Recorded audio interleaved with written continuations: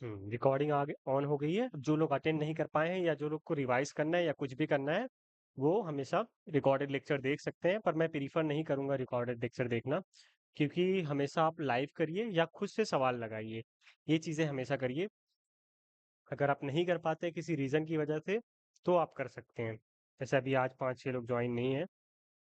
ठीक है। हाँ, किसी को कोई सवाल है तो वो पूछ सकता है चैट में या माइक खोल के।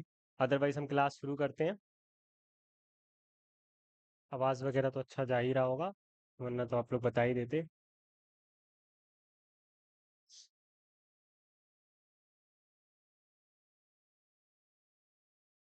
Okay, so let's start.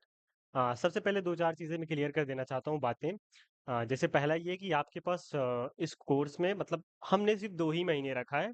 तो HTML CSS जावास्क्रिप्ट बहुत लॉन्ग सिलेबस है, मतलब बहुत सारी चीज़ें हैं इसमें।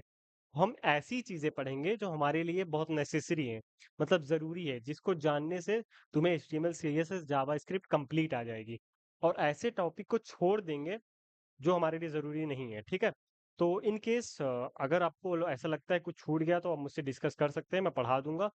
और जैसे बहुत सारी चीज़ें होती है ना, मतलब हम लोग कोडिंग कर रहे हैं, तो बहुत टाइम ऐसा आएगा कि आप बहुत सारे कंफ्यूजन में रहोगे। मैं खुद कभी कभी कंफ्यूजन में आ जाऊंगा। तो engineering is all about logic, मतलब यहाँ पे रिमेम्बर नहीं करना पड़ता, मतलब याद नहीं करना पड़ता डॉक्टर वगैरह की तरह। यहाँ पे आपको लॉजिक बनाना आना चाहिए, आपको चीज़ें फाइंड करना आना चाहिए। मतलब आपको ये जरूरी नहीं आपको ये सिंटेक्स याद होना चाहिए या ये चीज याद होनी चाहिए। बस आपको इतना पता होना चाहिए कि इस चीज में ये चीज होती है। जैसे HTML में हेडिंग लिखा जाता है, पैराग्राफ लिखा जाता है, ये चीजें आपको पता होनी चाहिए। अगर इतना पता है तो आप गूगल कर सकते हैं, कहीं भी कर सकते हैं आप, उसके सिंटेक्स, उसको जो कोडिंग लिखने का तरीका है, वो सारी चीजें आप ढूंढ सकते हैं अगर आपको वो चीजें पता है। तो इसमें कुछ याद नहीं करना है, आपको सिर्फ प्रैक्टिस करनी है, क्वेश्चन लगाने हैं और पढ़ते जाना है, और ये ध्यान रखना है कि इस पे क्या क्या होता है, क्या क्या चीजें होती है। ठीक है। ये बेसिक सी बातें हैं, ये याद रखना, और मुझे जो सारी चीजें इंपॉर्टेंट रहेंगी मैं बताता चलूंगा पढ़ाते पढ़ाते। ठीक है। तो सबसे पहले हम प्रीवियस क्लास जो हमारी डेमो क्लास थी उसका रिवाइज कर लेते हैं, क्योंकि बहुत सारे लोग उसमें नहीं थे। तो बेसिकली फर्स्ट क्लास में हमने क्या पढ़ा था कि इंटरनेट क्या होता है, व्हाट इज इंटरनेट। ठीक है। अब हम कंप्यूटर साइंस से हैं, तो हम सारी चीजें नेटवर्क से ही पढ़ेंगे, इंटरनेट से ही पढ़ेंगे। हमारा इंटरनेट के बिना कोई वजूद ही नहीं है। ठीक है। हम इंटरनेट से ही सारी चीजें करेंगे। तो इंटरनेट बेसिकली क्या होता है। आ, कौन भाई अब ज्वाइन करना चाह रहा है। Okay. Okay. So basically internet क्या होता है। इंटरनेट इसे मतलब कोई भी एक चीज जो अलग अलग डिवाइस जो आपस में कनेक्टेड होते हैं, उसे ही इंटरनेट बोलते हैं। नेट का मतलब ही जाल होता है। तो जो डिवाइसेस आपस में कनेक्टेड होते हैं उसे इंटरनेट बोलते हैं। अब हम इंटरनेट से कैसे कनेक्ट होते हैं, यूजिंग डेटा, मतलब जो हमारा इंटरनेट सर्विस प्रोवाइडर होता है वो हमें डेटा देता है, हमें इंटरनेट मतलब डेटा फैसिलिटी देता है, जिसके जरिए हम इंटरनेट पे कनेक्ट हो जाते हैं। और दुनिया के सारे डिवाइसेस आपस में कैसे कनेक्ट है। पहला तो जैसे हमारे मोबाइल में एक नेटवर्क चल रहा है, ये नेटवर्क हमारा जाता है टावर में फ्रीक्वेंसी के जरिए, फिर टावर से लेके वहां से वायर्स होते हैं, वो समुंदरों से होते हुए दूसरी कंट्रीज में जहां भी हमें कनेक्ट होता होना पड़ता है, वो सारे आपस में कनेक्ट होते हैं, either frequency either wire. Wire बहुत तेज होता है, ऑलमोस्ट सिग्नल लाइट की स्पीड से चलता है। तो मोस्टली सारी कंपनीज वायर ही यूज करती हैं। जैसे अब जो स्टारलिंक सेटेलाइट वगैरह आ गया है, वो फ्रीक्वेंसी यूज करता है, पर ज्यादातर कंपनीज वायर ही यूज करती हैं, ऑलमोस्ट 99%। ठीक है। तो जो सारे डिवाइस आपस में कनेक्टेड है उसे इंटरनेट बोलते हैं। ठीक है। ओके, सो बेसिकली ये वर्क कैसे करता है, हम लोग का जो कंप्यूटर होता है या मोबाइल होता है उसको बोलते हैं क्लाइंट। ठीक है। हम लोग जो भी वेबसाइट पे या इंटरनेट पे रिक्वेस्ट भेजते हैं, जैसे हमने किसी को वीडियो कॉल लगाया, तो वो वीडियो कॉल की रिक्वेस्ट पहले हमारी इंटरनेट सर्विस प्रोवाइडर पे जाएगी। मतलब कि वो ये काम करना चाह रहा है। वो इंटरनेट सर्विस प्रोवाइडर क्या करेगा, जिसके यहाँ हम कॉल लगा रहे हैं उसके यहाँ तक सिग्नल जाएगा। ये सिग्नल इतना तेज होता है कि लाइट की स्पीड से होता है, जो हमें पता ही नहीं चलता कि हमारे साथ मतलब क्या हुआ। हमको तो ऐसा लगेगा कि वीडियो कॉल हम यहाँ से कर रहे हैं, हमें तो लाइव दिख रहा है, इसमें कोई फ्लेक्सिबिलिटी कुछ है ही नहीं, मतलब कोई लेटेंसी है ही नहीं। ठीक है। अच्छा, किसी को कोई वर्ड वगैरह ना समझ में आए, कोई भी चीज, तो तुरंत उसको चैट पे लिख देगा। जैसे बहुत सारे हो सकता है मैं वर्ड मतलब भारी यूज करूं या मैं बहुत जल्दी जल्दी पढ़ाऊं, तो बीच में माइक हैंड रेस करके माइक भी खोल सकते हो या फिर चैट में भी लिख सकते हो, अगर कोई भी वर्ड कुछ भी नहीं समझ में आया। ठीक है। Okay, so the next is की वो जो हम रिक्वेस्ट करते हैं वो जाती है डीएनएस पे। डीएनएस का मतलब होता है डोमेन नेम रिजॉल्वर, मतलब जहाँ पे हम रिक्वेस्ट भेज रहे हैं। लेट्स सपोज अभी के लिए मैं तुम लोग को एग्जांपल देता हूँ। हम यहाँ पे सर्च करते हैं studentsenior.com, ठीक है। जैसे ही हमने studentsenior.com सर्च किया, इंटर दबाया, ये रिक्वेस्ट गई पहले जियो पे, जियो के टावर पे, ठीक है। अब जियो के टावर पे से गई डीएनएस, मतलब ये studentsenior.com एक डीएनएस मतलब डोमेन नेम है। अब ये सारी वेबसाइट, अच्छा एक चीज पहले ये क्लियर कर देते हैं कि जो भी डिवाइस इंटरनेट से कनेक्टेड होते हैं उनके पास एक आईपी एड्रेस होता है। आईपी एड्रेस के बारे में बहुत सारी चीजें अभी हम नेटवर्क में जाएंगे तब पढ़ेंगे, अभी इतना डिटेल में नहीं जाते हैं। आईपी एड्रेस होता है, बेसिकली उसका एक एड्रेस होता है और सारे यूनिक होते हैं। जैसे तुम्हारा घड़ी ले सपोज इंटरनेट से कनेक्ट हो गया, तो तुम्हारा घड़ी का एक आईपी एड्रेस हो जाएगा, और उस आईपी एड्रेस से मतलब किसी को दे दोगे तो वो पहचान जाएगा कि ये इनका घड़ी है। सब लोगों का यूनिक होता है आईपी एड्रेस, ठीक है। जैसे आजकल के ज़माने में जो इलेक्ट्रिकल इक्विपमेंट जैसे पंखा हो गया या कोई भी चीज़ हो गई इंटरनेट से कनेक्ट हो जाती है, तो उनका भी आईपी एड्रेस होता है। इसी तरह हमारे लैपटॉप का, हमारे मोबाइल का भी आईपी एड्रेस है, ठीक है। और ये जो वेबसाइट आपके सामने खुली हुई है, इसको मैंने कहीं पे होस्ट कर रखा है ऑनलाइन सर्वर पे, मतलब ये वेबसाइट किसी के कंप्यूटर में चल रही है। अभी करंटली ये अमेजन एडब्ल्यूएस होता है, एडब्ल्यूएस सर्विस प्रोवाइड करता है, उनके कंप्यूटर में चल रही है। मैं उनको पैसे देता हूँ, मतलब $4 $5 बिल आती है इस वेबसाइट को होस्ट करने के लिए उनके कंप्यूटर पे। उनका कंप्यूटर 24 घंटे ऑन रहता है। मैं अपने कंप्यूटर भी इस वेबसाइट को होस्ट कर सकता हूँ, मतलब दिखा सकता हूँ, लोग आएंगे मेरे कंप्यूटर में से इस वेबसाइट को देखेंगे और चले जाएंगे, लेकिन मेरा कंप्यूटर 24 आवर ऑन नहीं रहता। तो इसीलिए हमको होस्ट करना पड़ता है, बड़ी बड़ी कंपनीज का कंप्यूटर रेंट पे लेना पड़ता है, ठीक है। तो मैंने रेंट पे लिया है। तो अभी बेसिकली क्या होगा, एज ए क्लाइंट मैंने स्टूडेंट सीनियर को रिक्वेस्ट करी, ये गई जियो के पास क्योंकि मेरा जियो का नेटवर्क है। फिर जियो ने क्या किया, डीएनएस जो होता है, डीएनएस मतलब होता है डोमेन नेम रिजॉल्वर। ये जो होता है studentsenior.com, इसको बोलते हैं डोमेन नेम। और ये जो वेबसाइट है, इसका एड्रेस होता है आईपी एड्रेस। उसी आईपी एड्रेस को डीएनएस क्या करता है, डोमेन नेम में कन्वर्ट कर देता है। लेट्स सपोज अभी के लिए मान लेते हैं हमारा आईपी एड्रेस होगा 192 ऐसे, ये हमारा आईपी एड्रेस है, ठीक है। ये हमारा आईपी एड्रेस है। इसको याद करना मुश्किल है, इसीलिए कॉन्सेप्ट लाया गया डोमेन का, मतलब ये नाम लाया गया, ठीक है, डोमेन का। तो सारी वेबसाइट का जो एड्रेस होता है, मतलब ये एक कंप्यूटर पे होस्ट है ना, तो इसका एक एड्रेस होगा। मैंने बताया ना, सारा डिवाइस जो इंटरनेट से कनेक्टेड होगा उसका कोई आईपी एड्रेस होगा। तो ये वेबसाइट एक कंप्यूटर पे होस्टेड है, तो इसका एक आईपी एड्रेस है। तो अब उस आईपी एड्रेस को मैं आप लोग को दूंगा तो आप लोग स्टूडेंट सीनियर को एक्सेस कर सकते हैं, लेकिन उस आईपी एड्रेस को याद करना बहुत मुश्किल है। तो यहीं पे कॉन्सेप्ट आता है डीएनएस का। डीएनएस क्या करता है, उस आईपी एड्रेस को एक डोमेन नेम में बदल देता है। डोमेन नेम क्या होता है, जैसे कोई भी वेबसाइट का नाम, studentsenior.com, amazon.com, ऐसे इसको डोमेन नेम बोलते हैं, ठीक है। तो जैसे हम क्लाइंट जो होता है रिक्वेस्ट भेजता है, वो जियो के पास गई, मतलब जो भी सर्विस प्रोवाइड कर रहा है इंटरनेट, जियो, एयरटेल, वोडाफोन जो भी कर रहा है, ठीक है। उसके बाद वो जाएगी डीएनएस पे। डीएनएस क्या करेगा, इस डोमेन नेम को स्टूडेंट सीनियर को आईपी में बदल देगा ऐसे। फिर इस आईपी से सारा डिवाइस मतलब अमेजन एडब्ल्यूएस से निकल के आ जाएगा और ये वेबसाइट हमें दिख जाएगी, ठीक है। बेसिकली इंटरनेट में इतना ही था। अब इंटरनेट से किसी को डाउट है तो पूछ सकता है। वैसे इंटरनेट हमारा कोई टॉपिक बहुत वास्ट नहीं है, हम लोग आगे चल के कंप्यूटर नेटवर्क पढ़ेंगे ही। मैंने अभी ओवरव्यू के लिए समझा दिया कि चीज़ें काम कैसे करती है, रिक्वेस्ट कैसे जाती है। अगर कोई भी डाउट किसी को हो तो पूछ ले, 1 मिनट बाद हम शुरू करते हैं नेक्स्ट टॉपिक, ठीक है। कुछ भी वर्ड वगैरह कुछ बल्कि लगा हो या कोई भी चीज़। Okay, 1 minute.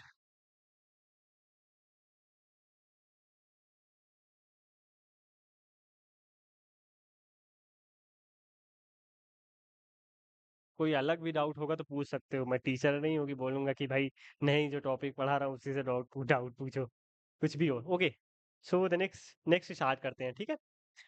नेक्स्ट स्टार्ट करते हैं, what is web development. Basically हम लोग इस कोर्स में पूरा वेब डेवलपमेंट तो नहीं पढ़ेंगे, लेकिन जो वेब डेवलपमेंट की जान है, जिसके बिना वेब डेवलपमेंट हो ही नहीं सकता, वही पढ़ेंगे। एचटीएमएल सीएसएस जावा स्क्रिप्ट, ठीक है। वेब डेवलपमेंट होता क्या है, देखो, वेब डेवलपमेंट बेसिकली वेबसाइट को बनाना वेब डेवलपमेंट करते हैं कहते हैं। अब लोग वेबसाइट बनाना क्यों सीखते हैं, सो वेबसाइट का एडवांटेज होता है प्लेटफॉर्म इंडिपेंडेंट, मतलब वो एंड्रॉयड में भी चलेगी, आईओएस में भी चलेगी, विंडोज में भी चलेगी, वीआर हेडसेट जो आ रहे हैं उसमें भी चलेगी, जो घड़ी आ रही है उसमें भी चलेगी, आगे चल के कोई वॉल वगैरह पे प्रोजेक्टर वगैरह जो आ रहे हैं या कोई भी नई नई टेक्नोलॉजीज आएंगी, वेबसाइट हमेशा चलेगी। ठीक है, वेबसाइट हमेशा चलेगी, तो इसीलिए वेबसाइट का एडवांटेज होता है कि ये प्लेटफॉर्म इंडिपेंडेंट होती है। लेकिन एक इसमें डिसएडवांटेज होता है कि ये ब्राउजर डिपेंडेंट होती है, मतलब इसको हम सिर्फ ब्राउजर के जरिए एक्सेस कर सकते हैं। अगर आपके मोबाइल में ब्राउजर नहीं है तो आप वेबसाइट को एक्सेस नहीं कर सकते, ये ब्राउजर डिपेंडेंट है। ठीक है, तो वेब डेवलपमेंट क्या होता है, हम ब्राउजर पे जाते हैं, कोई भी वेबसाइट का नाम सर्च करते हैं, उस वेबसाइट का कोड ब्राउजर कंपाइल करके हमें वेबसाइट दिखा देता है। ठीक है, मतलब जोड़ जाड़ के हम जब वेबसाइट बनाते हैं तो कोड देते हैं किसी होस्टिंग मशीन को, या कहीं पे भी अपना होस्ट करते हैं, मतलब लाइव करते हैं, तो कोई भी उसके भी रिक्वेस्ट करता है, वो ब्राउजर में आती है, ब्राउजर वेबसाइट बनाता है, सारा काम वेबसाइट का ब्राउजर ही करता है, हम कोड देते हैं ब्राउजर को, ब्राउजर काम करके यूजर को दिखाता है वेबसाइट। ठीक है, इतना ही था। वेब डेवलपमेंट क्यों पढ़ना चाहिए, web development easy to learn है, मतलब सबसे आसान है वेब डेवलपमेंट पढ़ना, आइदर डीएसए हो या मशीन लर्निंग हो, आर्टिफिशियल इंटेलिजेंस हो, उन सब में बहुत मतलब बहुत वास्ट नॉलेज चाहिए होता है। तो उसके लिए सबसे इजी वे होता है हमारे लिए जल्दी से अर्निंग स्टार्ट करने का, वेब डेवलपमेंट। हम फ्रीलांसिंग कर सकते हैं इससे, आइदर हमेशा किसी न किसी को वेबसाइट की जरूरत पड़ती है, हमारे बगल में शॉप खुला, कैफे खुला या कोई भी चीज़ खुला तो उनको वेबसाइट की जरूरत है। हम कोई भी स्टार्टअप करना चाह रहे हैं तो सबसे पहले हम वेबसाइट बनाएंगे। तो वेब डेवलपमेंट सीखना बहुत आसान है और इसके पैकेजेस भी बहुत ज़्यादा है। लेट्स सपोज तुमने एक एआई बनाया, अब उस एआई को होस्ट करने के लिए तुम्हें वेब डेवलपमेंट आना चाहिए। जैसे चैट जीपीटी जिसने भी बनाया बैकएंड में सारी मशीन लर्निंग की सारा काम किया, अब उसको होस्ट तो किया है चैट जीपीटी डॉट कॉम पे ना, मतलब वो है तो वेब डेवलपमेंट ही ना बेसिकली, फ्रंट एंड में कोई भी यूजर आएगा उनके वेब इंटरफेस से ही इंटरेक्ट करेगा ना, यहीं से ये सब वेब डेवलपमेंट है। ठीक है, इसके बिहाइंड जो लॉजिक हो रहा है वो मशीन लर्निंग है, आर्टिफिशियल इंटेलिजेंस है। तो हर एक चीज में वेब डेवलपमेंट आके इंपॉर्टेंट हो जाता है, ये आपको आना जरूरी है। मैं ये नहीं कर रहा हूँ कि आपको यही सीखना चाहिए सिर्फ, लेकिन इसको अभी आपका फर्स्ट ईयर है मोस्ट प्रॉब्ली, तो आप फर्स्ट ईयर में इसको करके खत्म कर दीजिए, बहुत इजी टॉपिक है, इसको करके खत्म कर दीजिए। आपको एक ओवरहेड मिल जाएगा, आपको एक अच्छा टॉपिक मिल जाएगा, आप फ्रीलांसिंग कर सकते हैं, इंटर्नशिप करते हैं, बढ़िया प्रोजेक्ट बना सकते हैं। उसके बाद आपको एआई में जाना है, एमएल में जाना है, क्लाउड कंप्यूटिंग में जाना है, डेवऑप्स में जाना है, या डेवलपमेंट में ही परस्यू करना है, आप सब कुछ कैरी ऑन कर सकते हैं। ठीक है, ओके। सो वेब डेवलपमेंट पे तीन चीजें होती है बेसिकली, दो चीजें इंपॉर्टेंट होती है, एक होता है फ्रंट एंड, एक होता है बैक एंड। बैक एंड के अंदर ही डेटाबेस आता है। ठीक है, फ्रंट एंड और बैक एंड, अब मैं समझाता हूँ ये क्या है। देखो, कोई भी डेवलपमेंट होता है उसमें दो चीजें होती है, फ्रंट एंड और बैक एंड। ठीक है, फ्रंट एंड में क्या होता है, जो हमें सामने से दिखता है, जो ब्राउजर पे होता है, जैसे ये चैट जीपीटी है ना, ये सामने की जो चीजें हैं, ये चैट है, ये लिखा हुआ है, ये सारा स्क्रोल चैट दिखा रहा है ओल्ड वाली, इसको बोलते हैं फ्रंट एंड। फ्रंट एंड, ठीक है। और बिहाइंड द सीन, जैसे ही हम इसको कुछ लिख कर भेजते हैं, बिहाइंड द सीन जो काम हो रहा है, मतलब पीछे बोल रहा है कि यूजर ने हाय लिख के भेजा, उसको क्या रिप्लाई देना चाहिए, ये सारा बिहाइंड द सीन का खेल जो हो रहा है वो हैंडल करता है बैक एंड। बैक से इसका नाम आ जाता है बैक एंड। फ्रंट मतलब सामने वाला हिस्सा, फ्रंट एंड बैक एंड। ठीक है, फ्रंट एंड बैक एंड। और डेटाबेस क्या होता है, ये चैट मैंने जो अभी हाय इसको लिख के भेजा चैट जीपीटी को, ये कहीं पे जाके स्टोर हो गई। कहाँ पे स्टोर हुई, कोई भी एक स्टोरेज था, उसको बोलते हैं डेटाबेस। बड़ी बड़ी कंपनीज ये डेटाबेस प्रोवाइड करती हैं। तो ये जो चैट है ये डेटाबेस में स्टोर हो गई, हम इसको कभी भी एक्सेस कर सकते हैं। ठीक है, ये तीनों कॉन्सेप्ट आई होप समझ में आ गया होगा। Any doubt you can ask, web development या front end versus back end. Any doubt, हाँ माइक खोल के भी आप पूछ सकते हो और चैट में भी पूछ सकते हो। डरने की कोई बात नहीं यार, मैं तुम्हारा भाई जैसा हूँ, 10 बार पूछोगे 10 बार बताऊंगा। ना कभी ये सोचना कि कोई सोचेगा कि कैसा सवाल पूछ रहा है या क्यों सवाल पूछ रहा है, एकदम बेहया हो जाओ। Okay, so the next is what is HTML CSS JavaScript.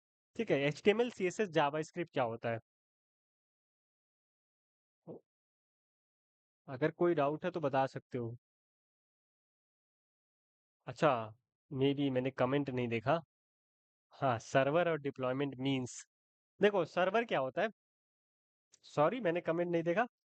Mic mic या हैंड रेस कर दिया करो, हैंड रेस दिख जाता है, छोटा सा वो होता है ना। ठीक है, सर्वर क्या होता है? इन्होंने पूछा सर्वर क्या होता है? बेसिकली जो हमारा कंप्यूटर है, जो हमारा लैपटॉप है, ये चल रहा है, इसको भी सर्वर बोल सकते हैं, लेकिन ये 24 घंटे ऑनलाइन रहेगा तब। ठीक है, सर्वर क्या होता है? 24 घंटे ऑनलाइन जो भी डिवाइस होता है, उसको सर्वर बोलते हैं। सर्वर मतलब हमको सर्वर क्यों चाहिए होता है? हमको कोई भी वेबसाइट होस्ट करनी है, मतलब वेबसाइट को लाइव रखना है। डिप्लॉयमेंट बेसिकली उसी को बोलते हैं, वेबसाइट को इंटरनेट पे लेके जाना, उसको बोलते हैं डिप्लॉयमेंट। जैसे मैंने कोई वेबसाइट अपनी मशीन पे बनाई, अब वो सिर्फ मुझे ही दिखेगी, तो उसको मैं इंटरनेट पे ले जाऊंगा जब, उसको बोलते हैं डिप्लॉयमेंट। और इंटरनेट पे कहाँ से डिप्लॉय करूंगा? सर्वर पे। कोई भी एक सर्वर रहेगा, कोई एक ऐसा कंप्यूटर रहेगा जो 24 घंटे ऑन रहेगा।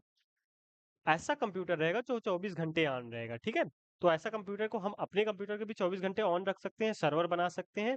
लेकिन हमारा कंप्यूटर 24 घंटे ऑन नहीं रह सकता, फट जाएगा, जल जाएगा, या तो हम इसको एसी में रखें या अच्छी जगह रखें। तो इसी को रिजॉल्व करने के लिए बड़ी-बड़ी कंपनीज आती हैं, जैसे Microsoft azure, Google cloud, AWS. AWS Amazon का है, अमेज़न वेब सर्विसेज, जीसीपी, और बहुत सारी चीज़ें होती हैं, बहुत सारी कंपनीज होती हैं। ये बड़ी-बड़ी कंपनीज के मैं नाम लिए। ये लोग रेंट पे हमें सर्वर देते हैं। सर्वर का मतलब एक कंप्यूटर देते हैं जो 24/7 ऑन रहता है, मतलब हमेशा ऑन रहता है, बस उसके हमें कुछ पैसे देने पड़ते हैं, ठीक है? ये लोग फ्री वर्जन भी देते हैं, ठीक है? आई होप क्लियर हो गया होगा सर्वर। डिप्लॉयमेंट मतलब हम अपनी वेबसाइट को ऑनलाइन ले जाते हैं जब। अभी जैसे हम लोग वेबसाइट बनाएंगे एचटीएमएल सीएसएस जावास्क्रिप्ट में, ये हमारे कंप्यूटर पे रन होगी लोकली। इसको हम ऑनलाइन लेके जाते हैं, किसी कोई और देख सके। जैसे स्टूडेंट सीनियर को मैंने अपने लैपटॉप में बनाया हुआ है। अब स्टूडेंट सीनियर को आप लोग कैसे एक्सेस कर पा रहे हैं? इसको मैंने डिप्लॉय किया है एक सर्वर पे, मतलब डिप्लॉय किया है, लाइव किया है, ठीक है? I hope that's it. आपका कंफ्यूजन क्लियर हो गया होगा।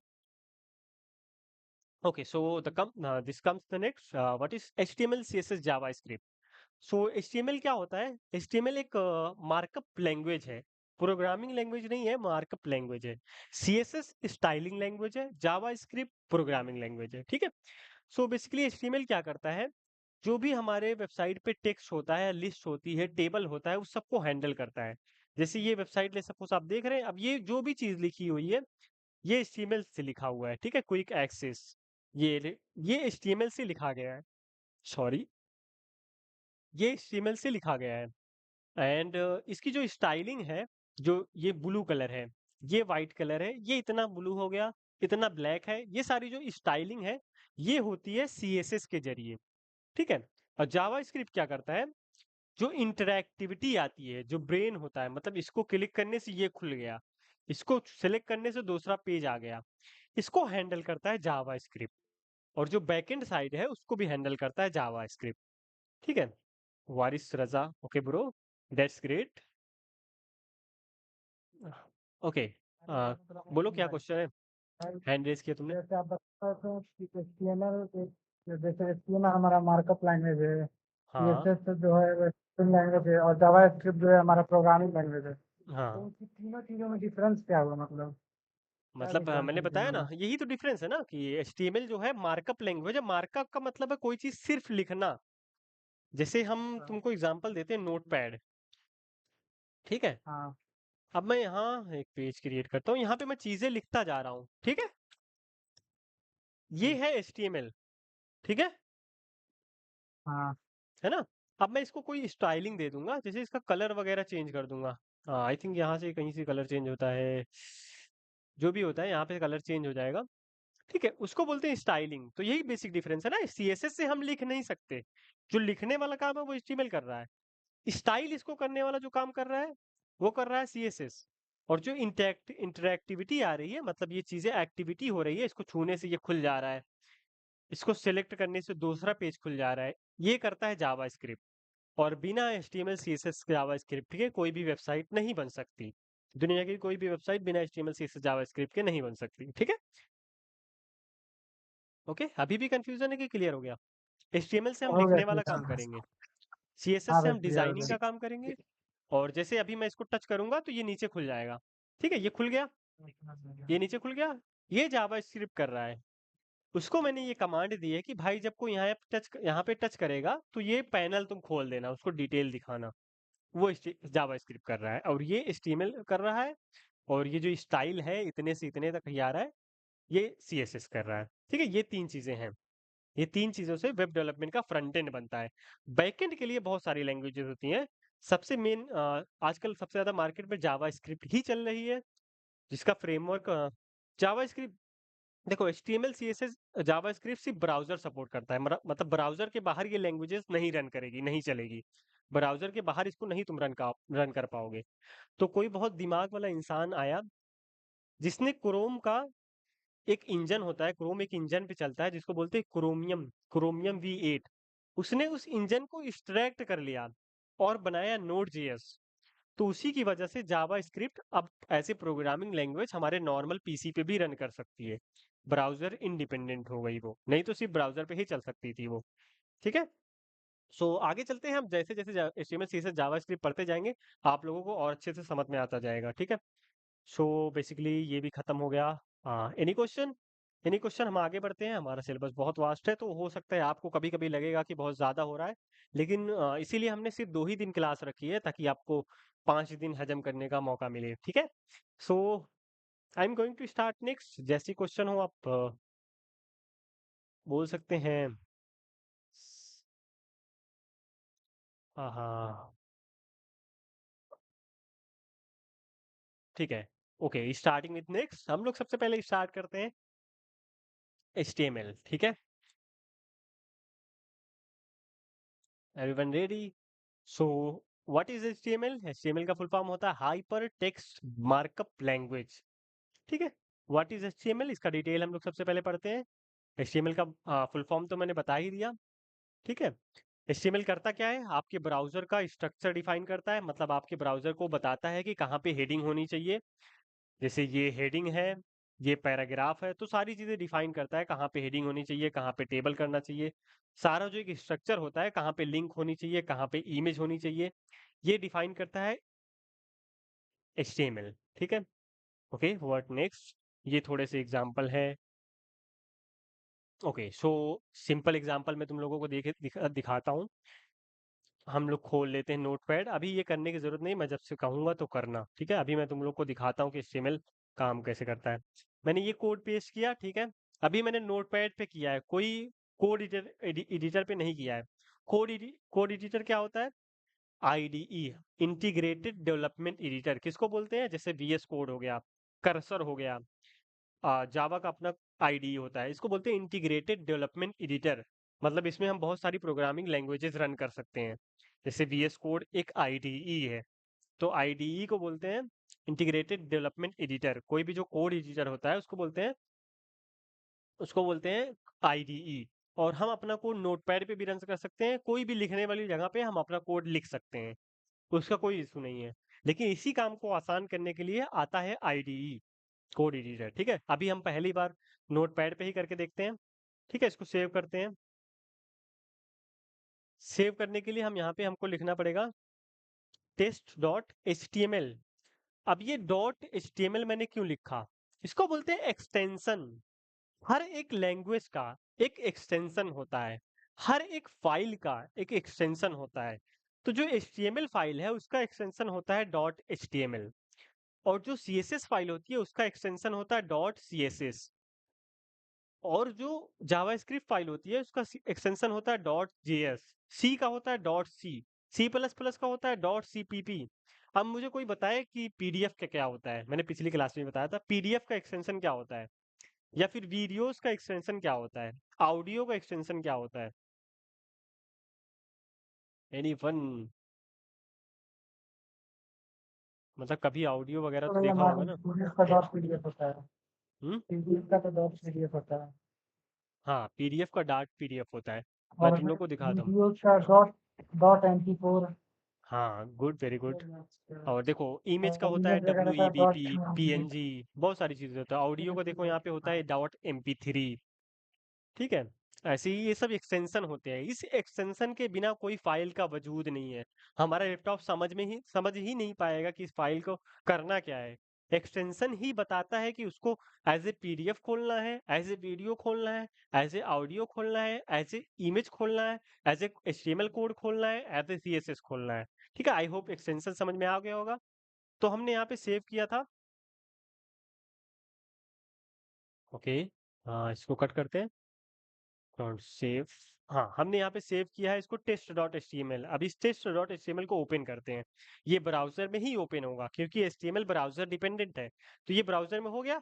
मैंने सिंपल सा कोड लिखा था, ये 2 लाइन मैंने कोड लिखा है। बाकी चीजें H T M L structure है, मैं अभी समझा दूंगा। ठीक है, पहला हेडिंग है तो इतना बड़ा सा आ गया, ये छोटा सा हो गया, ये पैराग्राफ है। ठीक है, तो नोट पैड से भी हम एच टी एम एल को रन कर सकते हैं, कोई इशू नहीं है। मैं बस समझाना चाह रहा था कि ये जरूरी नहीं कि हम कोड एडिटर में ही करें, कहीं से भी कर सकते हैं, कोई भी लिखने वाली जगह से। बस इसका नाम रख देना dot H T M L, कुछ भी अपना नाम रख के dot H T M L लिख देना। और इसको जैसे ही आप ब्राउजर पे खोलोगे, कोई भी ब्राउजर पे, ये फाइल खुल जाएगी और आपका H T M L run हो जाएगा। So okay, that's it. अब let's start doing together. Okay, so सबसे पहले आप लोग इंस्टॉल कर लीजिए V S code. I hope everyone is doing that. अगर सबके पास है तो हैंड रेज कर दो, या फिर कुछ मुझे इशारा दे दो। जिसके पास नहीं है वो हैंड रेज कर दे, क्योंकि आई होप सबके पास होगा यार। जिसके पास नहीं है वो हैंड रेज कर दे। वी एस कोड जिसके पास नहीं है वो हैंड रेज कर दे।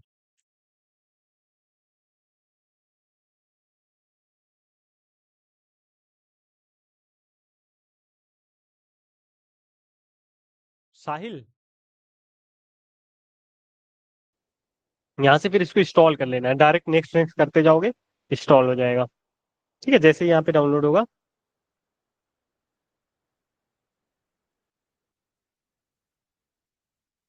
हो गया, हो गया। यहाँ से एक्सेप्ट करके नेक्स्ट नेक्स्ट करते जाइए, हो जाएगा।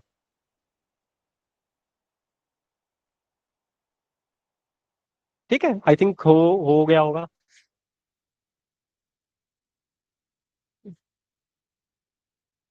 Hand raise.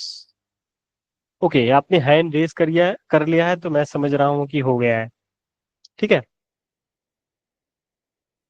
Okay, VS code में जैसे ही आएंगे आपके सामने एक ऐसा इंटरफेस दिखेगा। ठीक है।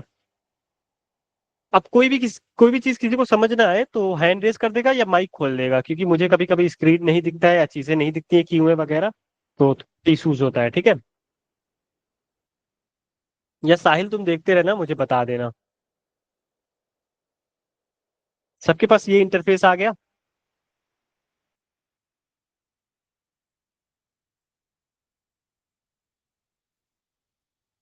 Okay okay, let's let's go.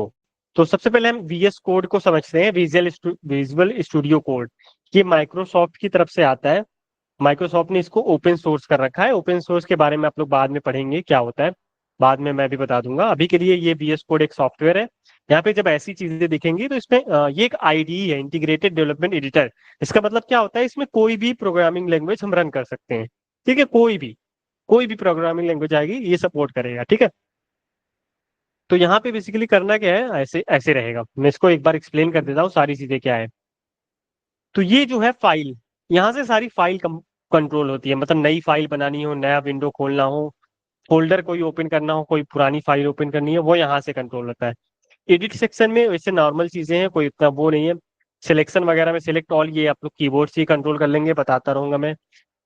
उसके बाद यहाँ पे टर्मिनल हमारे थोड़ा सा काम का है। टर्मिनल मतलब यहाँ नीचे टर्मिनल खुलेगा। इसको जब हम जावा स्क्रिप्ट पढ़ेंगे तब ये काम आएगा।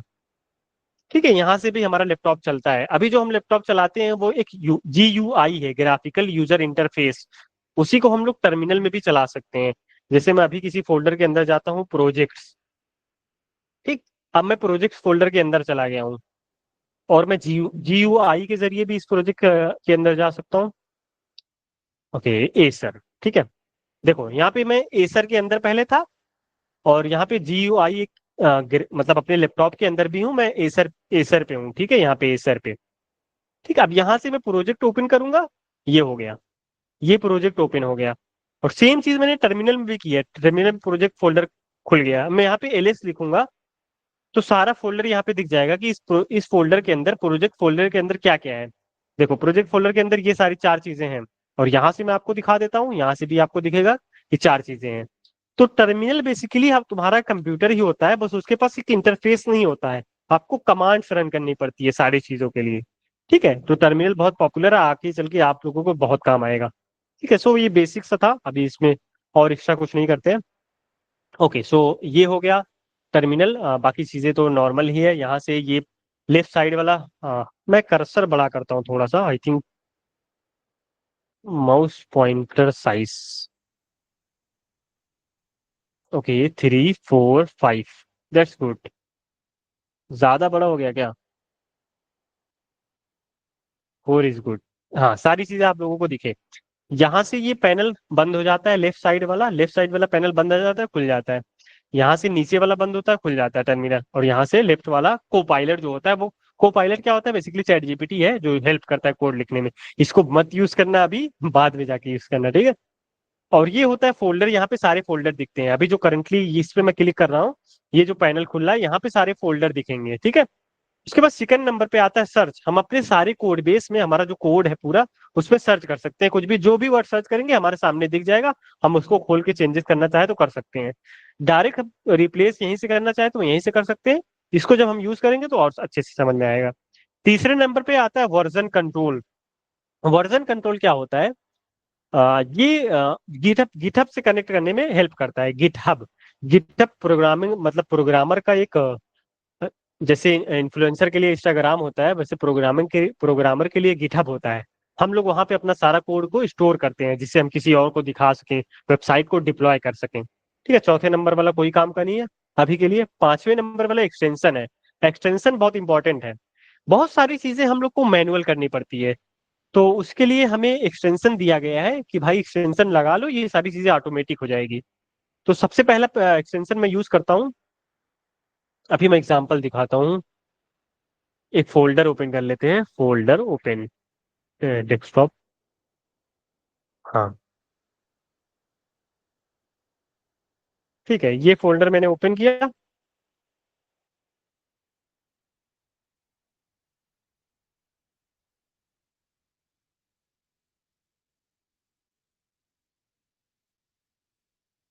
देखो, मैं सपोज यहाँ पे कुछ चीजें लिख रहा हूँ।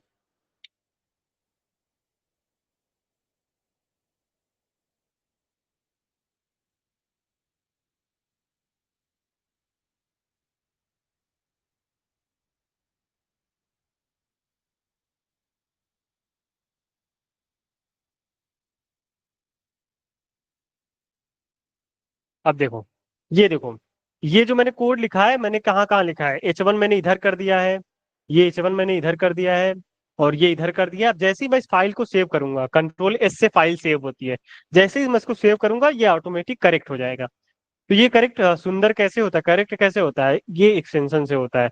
ओ सॉरी, मैं सर्च में कर रहा हूँ एक्सटेंशन। तो पहला एक्सटेंशन जो हम इंस्टॉल करेंगे उसका नाम है प्रेटियर। ठीक है, everyone install this extension, Prettier code formatter. ये क्या करता है, जो मैंने अभी दिखाया ना, कि ये बिगड़ा हुआ है, जैसे हम सेव करेंगे ऑटोमेटिक ये अच्छा कर देगा इसको। तो प्रेटियर यहाँ पे बहुत काम आता है। ठीक है, सब लोग इंस्टॉल कर लो प्रेटियर को। सबसे पहला यहाँ चौथे नंबर पे ऑप्शन आता है extension प्रेटियर।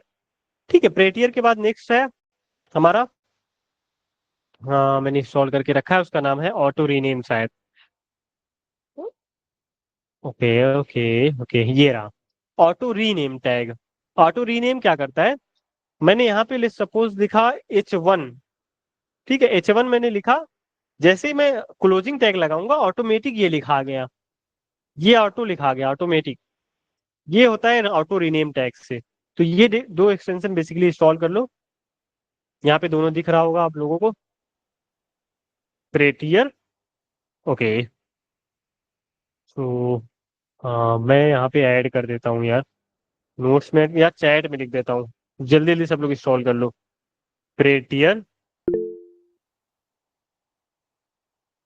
Auto rename tag. And the third one is live preview. ठीक है, लाइव प्रीव्यू क्या करता है मैं अभी ये समझाऊंगा। ये तीन एक्सटेंशन इंस्टॉल कर लो, फास्ट हो जाए तो मैं आगे बढ़ता हूँ। और किसी को एक्सटेंशन वगैरह में कोई इशू है या कोई चीज़ है तो बताओ।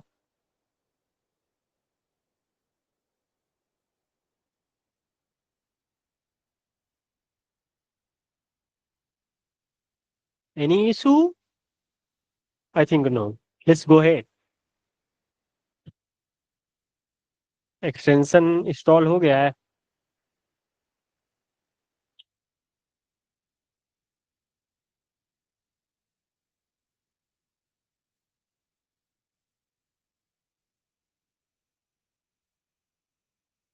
हाँ कर दिया, बढ़िया। Okay, let's start some more things. इस पेज को हटा दो अभी के लिए। इस पेज पे रिसेंट चीजें दिखा दी है, शॉर्टकट दिखाता है थोड़ा बहुत, तो इसको हटा दो। यहाँ से फाइल पे क्लिक करके आपको ओपन करना है फोल्डर। ठीक, फोल्डर को ओपन करने के बाद डेस्कटॉप में जाना है। मैं आई फिर से रिपीट कर रहा हूँ, ओपन फोल्डर, डेस्कटॉप। यहाँ पे जाने के बाद यहाँ पे क्लिक करो new folder. New folder click कर लिया। अब इसका नाम कुछ भी रख दो, वेब डेवलपमेंट फर्स्ट क्लास नहीं, सिर्फ वेब डेवलपमेंट लिखो या स्टूडेंट सीनियर लिख दो, जो भी लिखो। स्टार्ट माई जर्नी, कुछ भी फोल्डर का नाम रख दो। ठीक है, फोल्डर का नाम रखने के बाद सिलेक्ट कर लो। जैसे ही सिलेक्ट करोगे वो वीएस कोड में खुल जाएगा। ठीक है, यहाँ तक हो गया। अभी के लिए इसको हम डिलीट कर देते हैं, हाँ वरना कंफ्यूजन हो जाएगा। ऐसा फोल्डर खुलेगा, ऐसा। यहाँ पे देखो, इसको हटा देते हैं, ऐसे खुल जाएगा। अब यहाँ पे ये तीन चार ऑप्शन है। ये तो रिफ्रेश का है, अपने एक्सप्लोरर को रिफ्रेश कर दो। ये फोल्डर बंद करने वाला है, ये फोल्डर क्रिएट करने वाला है, और ये फाइल क्रिएट करने वाला है। फाइल और फोल्डर में डिफरेंस तो पता ही होगा ना। बेसिकली ये जो सारी चीजें हैं, मैं तुमको दिखाता हूँ। ये सारे फोल्डर हैं, ये सारे जो हैं ये फोल्डर है। इसके पास डॉट एक्सटेंशन नहीं है, मतलब जो डॉट वाला एक्सटेंशन वाला कॉन्सेप्ट मैंने समझाया था ना, उसके पास ये नहीं है। तो उसको फोल्डर बोलेंगे और इसको फाइल बोलेंगे। ठीक है, तो इससे क्रिएट होता है फोल्डर, इससे क्रिएट होता है फाइल। Folder file. तो अभी के लिए हम फोल्डर क्रिएट करते हैं जिसका नाम हम देंगे class one. Class one inter. ठीक है, आई थिंक इतना हो गया।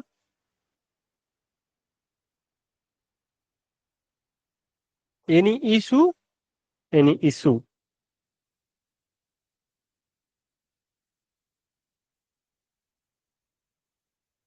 फोल्डर क्रिएट हो गया सब लोगों का। ओके, सो बहुत लोगों को यहाँ पे कंफ्यूजन होता है। मतलब अगर हम यहाँ पे क्लिक करेंगे, अभी जहां मेरा कर्सर है यहाँ पे क्लिक करेंगे और ये ब्लू लाइन जो है ऐसे आ जाएगी। अब मैं फोल्डर या फाइल क्रिएट करूंगा तो वो वेबडेव के अंदर होगी, मतलब हमारा जो पहला फोल्डर था उसके अंदर होगी यहाँ पे। जैसे अब मैं फाइल क्रिएट करता हूँ index.html, test.html, तो वो क्रिएट हो रही है यहाँ पे हमारे मेन फोल्डर में। ठीक है, और इसको मुझे क्लास के अंदर क्रिएट करना है। तो सबसे पहले ब्लू लाइन यहाँ पे है, मैं इस पे क्लिक करूंगा, ये ब्लू हो गया। ठीक है, अब मैं फाइल क्रिएट करूंगा test.html। ठीक है, अब इसके अंदर हुआ है क्लास वन फोल्डर के अंदर। यहाँ से हम इसको एक्सपेंड कर सकते हैं, ओपन कर सकते हैं। लेट्स सपोज कल हम क्लास टू करेंगे, ठीक है, तो हम बेसिकली यहाँ पे क्लिक करेंगे। यहाँ पे ये ग्रीन पूरा हो जाना चाहिए, ब्लू। ठीक है, यहाँ पे लिखेंगे क्लास टू। ठीक है, ये हमारी कल की क्लास रहेगी। तो ये दो फोल्डर आपस में बन गए, class one class two. Class one के अंदर हमने test.html बनाया है, क्लास टू के अंदर अभी हमने कुछ नहीं बनाया है। ठीक है, तो फोल्डर में कंफ्यूजन नहीं होना चाहिए। बहुत लोग मुझे आते हैं, मतलब यहाँ पे क्रिएट किए रहते हैं, उनको क्लास वन में करना रहता है। यहाँ पे रूट, इसको रूट फोल्डर बोलते हैं। सबसे जो टॉप पे रहता है उसको रूट फोल्डर बोलते हैं। मैं अगर रूट फोल्डर बोलूंगा तो समझ जाना कि मैं सबसे टॉप वाले फोल्डर की बात कर रहा हूँ। उसके अंदर वाला ये है क्लास वन क्लास टू। ठीक है, जिसपे हम सिलेक्ट करके फाइल क्रिएट करेंगे, फाइल या फोल्डर उसी के अंदर बनेगा। तो इसमें कंफ्यूजन मत लाना। ठीक है, सब लोग एक फाइल क्रिएट कर लो, test.html। ओके, हाँ अमान अंसारी बोलो क्या हुआ।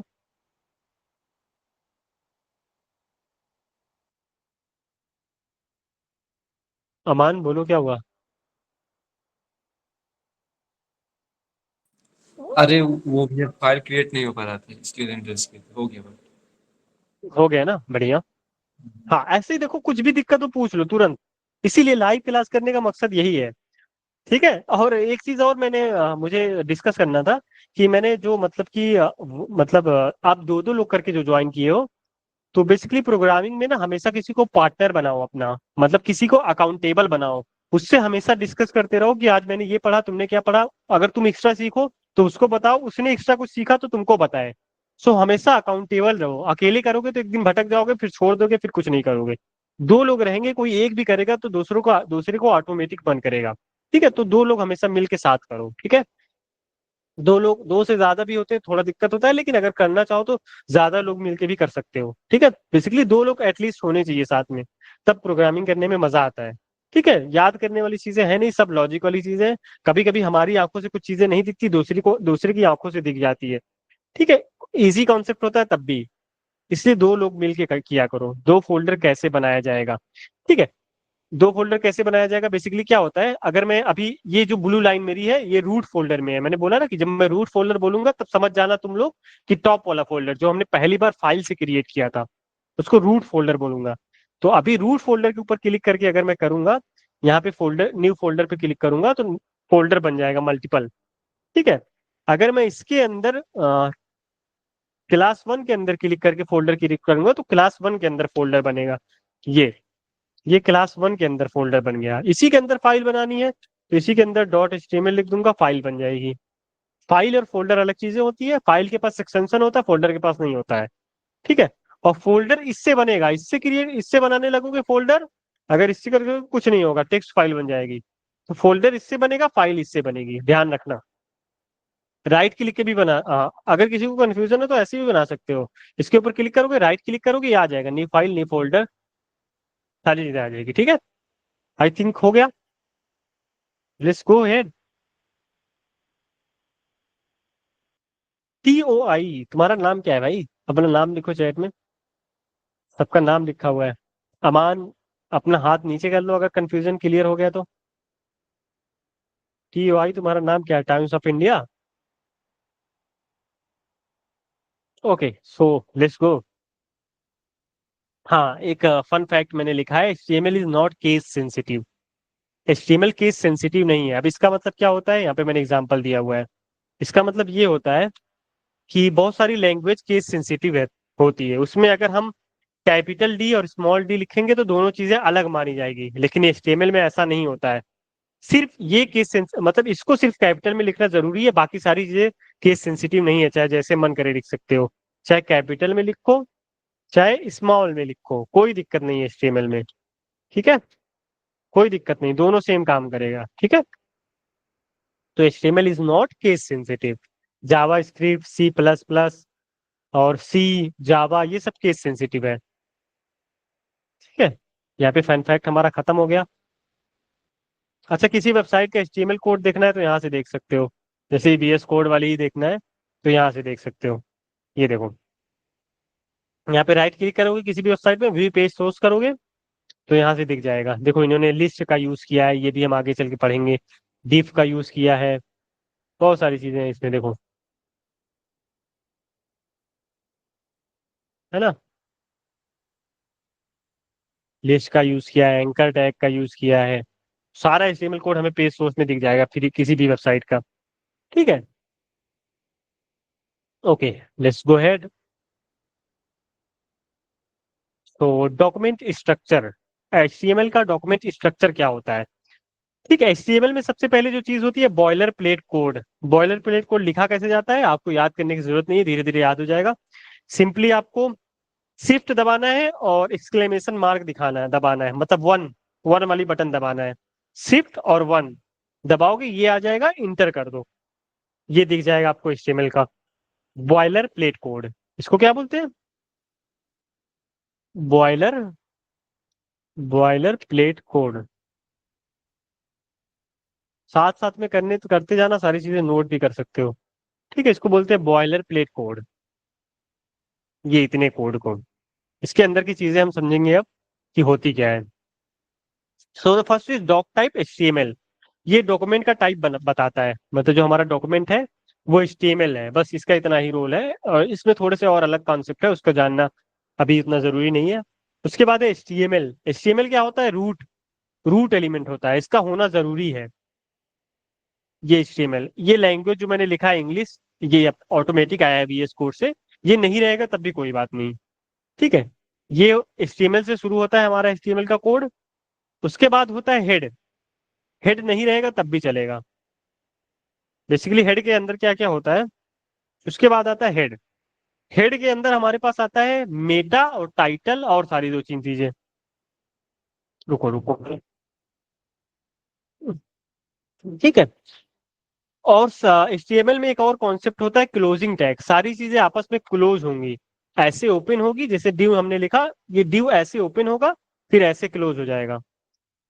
मतलब एलिमेंट एलिमेंट एलिमेंट ऐसे ओपन होगा फिर ऐसे क्लोज हो जाएगा, ठीक है।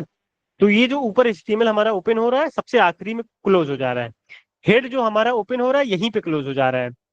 मेन जो हमारा होता है बॉडी, बॉडी के अंदर सारी चीजें होती है। जितने भी दुनिया भर के कोड आएंगे सब बॉडी के अंदर आएंगे, कुछ चीजों को छोड़ के, लिंक वगैरह को छोड़ के। जैसे जावा स्क्रिप्ट को हम लिंक कर रहे हैं, CSS को हम लिंक कर रहे हैं, उसको छोड़ के जैसे लिंक जो आएगा ना इसी के अंदर आएगा, हेड के अंदर, ठीक है।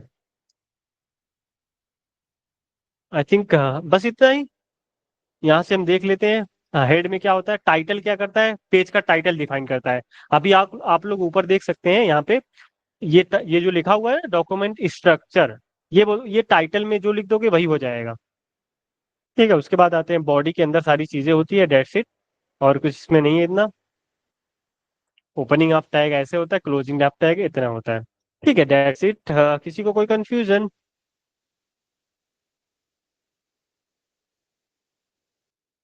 अच्छा, मेरा स्क्रीन वगैरह अगर रुकेगा, आवाज वगैरह या रुकेगा तो तुरंत मुझे बता देना।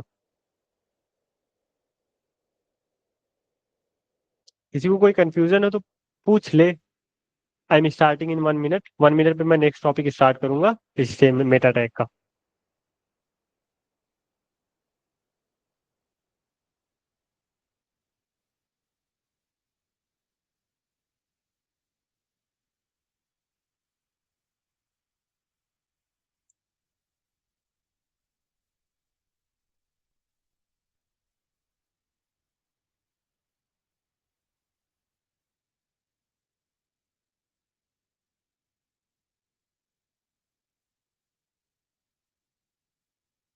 कुछ भी दिक्कत है तो बताओ।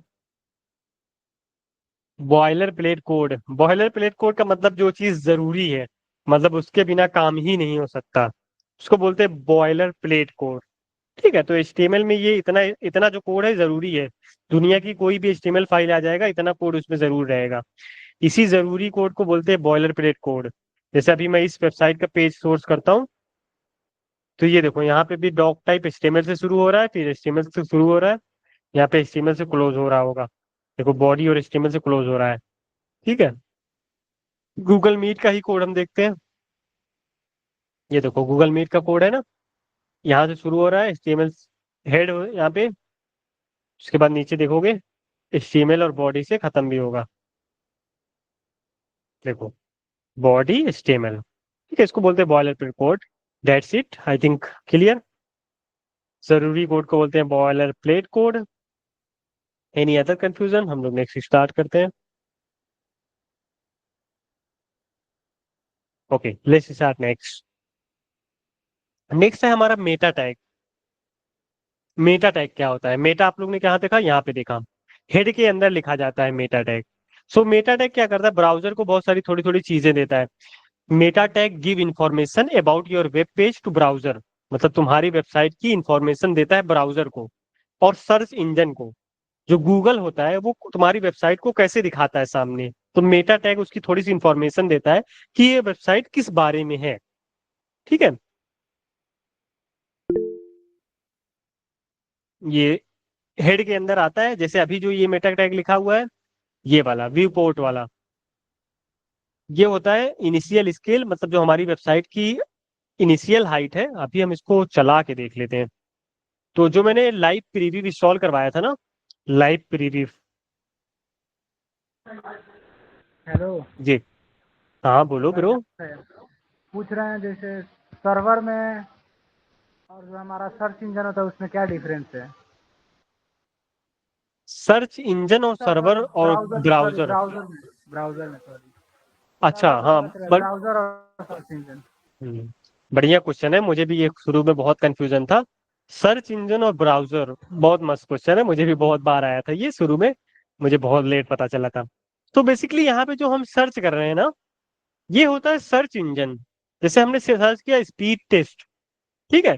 तो अभी ये सर्च इंजन चल रहा है। ये जो चीजें तुम्हें दिख रही है ना, ये भी सर्च इंजन है, ये सर्च है, ठीक है। ये सर्च इंजन का काम होता है तुम्हें सारे रिजल्ट दिखा देना। अब हम किसी चीज को ओपन करेंगे, जैसे हमने ये ऊकला की वेबसाइट को ओपन कर लिया, ये एक ब्राउजर का काम है। ब्राउजर का काम है वेबसाइट को चलाना। सर्च इंजन का काम है वेबसाइट को तुम्हें ला के प्रोवाइड करना। ठीक है, ये सब ब्राउजर का काम है। जो मैं स्पीड टेस्ट कर रहा हूँ या स्पीड टेस्ट होगी, ये मेरे डिवाइस का आईपी एड्रेस है। इससे आप मेरी लोकेशन वगैरह सारी चीजें जान सकते हैं। मेरी मेरी रिक्वेस्ट जियो को गई, अब स्पीड वगैरह टेस्ट हो रही है। ठीक है, तो बेसिकली समझ गए होगे, बहुत इजी सा डिफरेंस है। जो चीजें हम सर्च करते हैं वो सर्च इंजन का काम है, जैसे हम किसी वेबसाइट को खोलते हैं वो ब्राउजर की रेंज में चली जाती है। ठीक है, हाँ, समझ में आ गया भाई, शुक्रिया। Okay okay, that's great. देखो मेटा टैग क्या होता है, मेटा टैग क्या करता है, देखो यहाँ पे जो चीजें लिखी है, हमने सर्च किया ना, तो हमने स्पीड टेस्ट सर्च किया, तो इन्होंने अपने मेटा टैग में बहुत सारी स्पीड की चीजें डाली होंगी कि टेस्ट इंटरनेट स्पीड, टेस्ट ये वो, etc etc। ठीक है, अच्छा मेरा वीडियो सही चल रहा है ना, रुक तो नहीं रहा ना आवाज वीडियो? हाँ सही आ रहा है, कोई दिक्कत नहीं है। Okay okay, so that's it. Meta tag हो गया हमारे पास। मेटा टैग में अभी उतना ज्यादा कुछ है नहीं, मतलब हम मेटा टैग में डिस्क्रिप्शन दे सकते हैं अपना, और व्यू पोर्ट डिफाइन कर सकते हैं। इस बेसिकली इंपॉर्टेंट है ही नहीं अभी। जब तुम लोग एसीईओ पे काम करोगे तो वेबसाइट पे तुम्हें गूगल पे अपना देना जरूरी पड़ेगा, तब हमारा ये काम आएगा। टाइटल तो पता ही चल गया, टाइटल क्या होता है। अब देखो लाइव प्रीव्यू जिसने इंस्टॉल किया होगा, उसके में यहाँ एक ऑप्शन आ गया होगा शो प्रीव्यू का, यहाँ पे शो प्रीव्यू। ठीक है, यहाँ पे शो प्रीव्यू आ गया होगा, नहीं आया तो वीएस कोड बंद करके फिर से खोलो, आ जाएगा। इसको क्लिक करना है, तुम्हारी वेबसाइट यहाँ पे दिख जाएगी। इसको क्लोज कर लेंगे स्क्रीन बड़ा करने के लिए। अच्छा, इसको साइड बार भी बोलते हैं, मैं बोलूंगा साइड बार क्लोज करो, साइड बार ओपन करो, तो समझ जाना इसको ओपन क्लोज करने के लिए बोल रहा हूँ। ठीक है, तो ये हमारी वेबसाइट है। ठीक है, तो टाइटल क्या होता है, जो वेबसाइट का टॉप यहाँ पे आता है ना, इसको टाइटल बोलते हैं। जैसे अभी हमने HTML फर्स्ट क्लास, अब आप लोग देख रहे होगे वहां पे टाइटल बदल रहा है पेज का, यहाँ पे बेसिकली बस टाइटल इतना ही है। यहाँ पे जो चीजें ऊपर लिखी होती है ना, जैसे इसमें यहाँ पे लिखा है मेटा टैग, हम लोग मेटा टैग के बारे में लिखे पढ़ रहे हैं ना, ऊपर मेटा टैग लिख के आ गया है, तो ये टाइटल होता है। That's it, I hope that's it. Head हो गया, हमारे हेड के अंदर मेटा आता है, टाइटल आता है, लिंक आता है, लिंक वगैरह हम पढ़ेंगे बाद में, और एक दो चीजें और आती हैं। ठीक है, फिर बाकी सारा हमारा जो एलिमेंट होता है सारा बॉडी के अंदर सारी चीजें लिखी जाती है। Let's go next. Any confusion? Okay, let's go next. कुछ दिक्कत है तो हैंड रेज कर सकते हो, बोल भी सकते हो।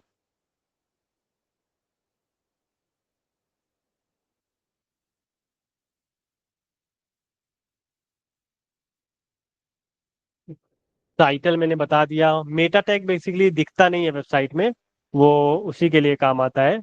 ये जो मेटा टैग है ना, वेबसाइट में दिखेगा नहीं। जैसे ले सपोज मेटा में लिखता हूँ, अच्छा मेटा टैग में क्लोजिंग भी नहीं होती, एक चीज गौर करना। ठीक है, नेम डिस्क्रिप्शन, अब यहाँ पे कंटेंट लिख के मैं अपना लिख सकता हूँ। ये कोई काम का नहीं है, ये ब्राउजर उसी काम आता है गूगल के। दिस इज माई डिस्क्रिप्शन, ठीक है, ऐसे लिख सकते हो, कोई इशू नहीं है। ठीक है, इतना ही है बस मेटा टैग में। और टाइटल तो समझ में आ ही गया है, यहाँ पे ऊपर जो तुम्हारी वेबसाइट का टाइटल आ जाता है उसे बोलते हैं टाइटल। ठीक है, नेक्स्ट।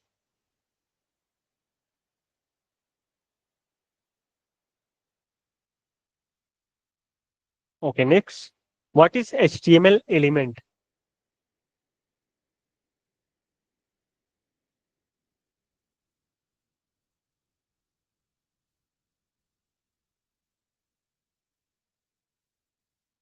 कोई क्वेश्चन नहीं है?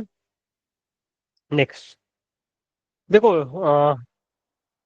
इसमें कोई कंफ्यूजन नहीं है ना, पक्का? बेसिकली इसको लिखते कैसे हैं, सबसे पहले लिखते हैं डॉक टाइप HTML। इसको कैपिटल में होना जरूरी है, बाकी चीजें कैपिटल में ना रहे तो तो भी काम चल जाएगा। ठीक है, ये चीज। ठीक है, उसके बाद तो पता ही होगा, नॉर्मली फिर उसके बाद लिखते हैं HTML, फिर HTML के अंदर आता है मेनली हमारा बॉडी। ये इंपॉर्टेंट होता है, जिसके अंदर जो चीजें लिखेंगी वो चलेगा हमारा वेबसाइट। ठीक, यहाँ पे अगर हम हेड डालना चाहें तो हेड डाल सकते हैं। हेड के अंदर क्या आ जाएगा, बेसिकली मेटा टैग आएगा। उसका अभी हमें कोई काम नहीं, अभी हमें काम है टाइटल का। Title, this is my learning.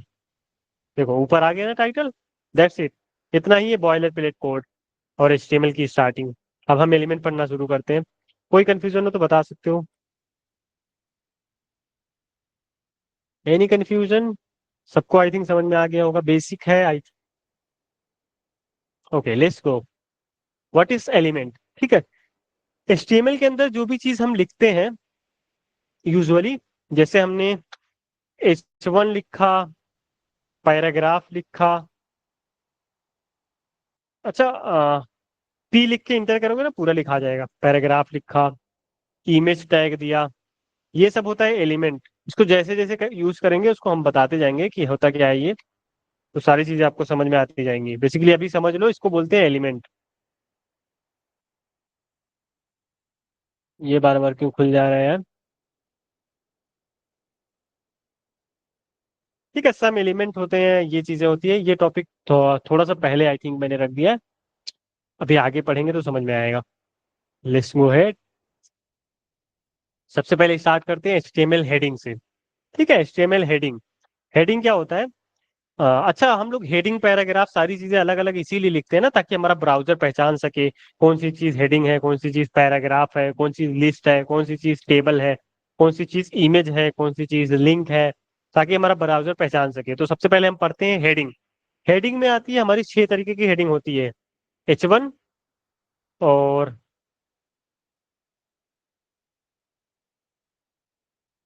H2, H3, H4, H5, H6, that's it. H7, H7, H8, H9, H100, वो भी लिखोगे तो वो भी काम करेगा, उसका कोई इशू नहीं है। लेकिन उसका कोई मतलब नहीं है, वो हमेशा सेम ही साइज रहेगा। ठीक है, this is heading. Right side में देख रहे हो फर्क दिख रहा है H1 से H6 तक में? ये सबसे मेन हेडिंग होती है, उसके बाद उससे छोटी, उसके बाद उससे छोटी, उसके बाद उससे छोटी। और यहाँ पे हम अपने नोट्स बनाते हुए चलते हैं। We learn here about heading. ठीक है, इसको कमेंट कर देते हैं। कमेंट क्या होता है? जो हमारा ब्राउजर इग्नोर करता है, हमारा HTML का पार्सर जो होता है, कंपाइलर जो होता है, इग्नोर कर देता है, उसको कोड में नहीं डालता है। तो इसको कमेंट कर देते हैं। कमेंट कैसे होता है? कंट्रोल दबा के जो स्लैश वाला बटन होता है ये दबा दो, कमेंट हो जाएगा। या फिर आगे पीछे ये लिख दो सिंपली। यहाँ पे सिंपली यहाँ पे सिंपली ये लिख दो, हो जाएगा। ठीक है, इसको हटा के लास्ट में यहाँ डाल दो, ये कमेंट हो गया। ठीक है, सबसे आसान तरीका यही होता है कि इसको सिलेक्ट करो, जो भी तुम्हें करना है इसको सिलेक्ट करो, कंट्रोल स्लैश, इधर वाला स्लैश दबा दो, ये हो जाएगा। ठीक है, एक साथ 10-10 लाइन हो जाएंगी। ठीक है, एक साथ पूरी हम करना चाहें तो कर दें। ठीक है, ये होता है कमेंट। तो हम बनाते चलते हैं अपना नोट्स। आई थिंक सब लोग इतना ट्राई करो। किसी को कोई दिक्कत है तो बताओ अभी तुरंत। अमान बोलो ब्रो। बोल रहे हैं भाई, जैसे कि कमेंट हम लिखते हैं तो वो हमारा क्या प्रिंट में दिखता नहीं है, तो फिर हम उसके लिखने का फायदा क्या होता है? दिखने का फायदा यही है ना, जैसे हमने यहाँ पे लिख लिया कि we learn about here about heading. Heading are 6 type. Heading are 6 types. तो हम नोट्स लिख सकते हैं ना अपने कोड में। जैसे मान लो तुम और तुम्हारे फ्रेंड साथ में काम कर रहे हैं, तुमने खतरनाक लॉजिक लिखा कुछ। ठीक है, अब तुम्हारे फ्रेंड को तुमको कॉल करके बताना पड़ेगा कि भाई यहाँ पे ये लॉजिक ऐसे ऐसे लगा है, या उसको तुमसे पूछने आना पड़ेगा। तुम क्या करो, यहाँ पे सीधे लिख लो, this this logic is implemented by this that that, मतलब ऐसे तरीके से लिख, ये लॉजिक लिखा गया है। ये लाइन तुम लिख दोगे, ये लाइन कंपाइलर इग्नोर कर देगा। तुम्हारा फ्रेंड वहां से जब देखेगा तो उसको तुरंत पता चल जाएगा कि हाँ भाई ये कोड ये काम करता है जो ऊपर लिखा हुआ है कमेंट में। ठीक है, अभी तुम कंपनी में काम कर रहे हो, तुमने कंपनी छोड़ दी, तो कोई नया कोडर आया है, उसको पहले रन करके देखना पड़ेगा कि भाई ये कोड काम क्या करता है। लेकिन अगर तुम एक छोटा सा कमेंट लिख दोगे कि ये कोड ये काम करता है, तो उसके लिए बहुत आसानी हो जाएगी। ठीक है, तो बेसिकली एक नोट की तरीके से होता है कमेंट, जो नोट हम लिखते हैं उसके लिए। समझ गए? समझ गया। जैसे कि मतलब कि इसका ये होता है कि जो टॉपिक है वो आप कोड में उसको देख सकते हैं, यानी कि आप प्रिंट में देख नहीं सकते उसको। हाँ हाँ, ये कोड में लिख सकते हैं, ये एग्जीक्यूट नहीं होगा, यहाँ पे नहीं आएगा। सिर्फ एज ए नोट लिखा गया है कि मतलब मैंने ये पढ़ाई करी है। ठीक है। Okay okay. Okay. Any other confusion? और सब लोग ये हो जाए तो सब लोग इतना कर लो जल्दी से, जल्दी से। मैं स्क्रीन भी शेयर करवा सकता हूँ किसी की।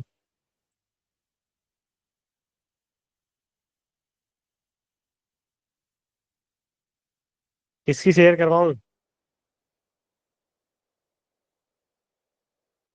बताओ बताओ, कौन शेयर करना चाहेगा स्क्रीन?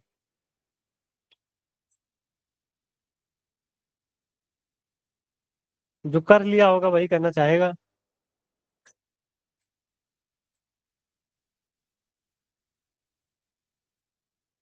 अच्छा ये बताओ यार, किसका नहीं हुआ हैंड रेस कर दो।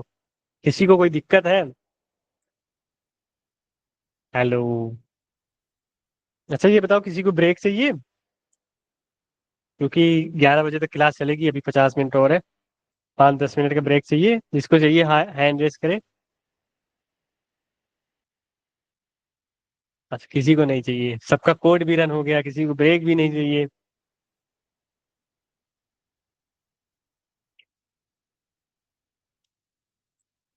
Okay, let's go head.